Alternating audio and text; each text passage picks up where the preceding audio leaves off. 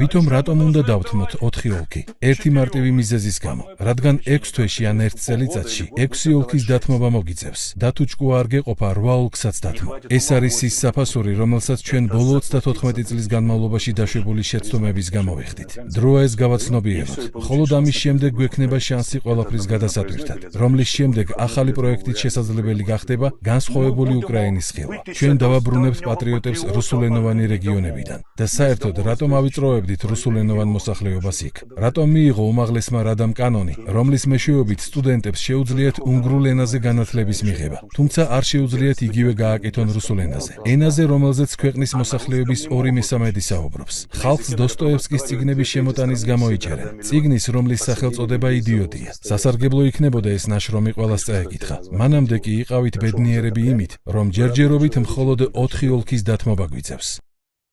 გამოიწერე და გაიგე ამბები ლიბერალური ცენზურის გარეშე.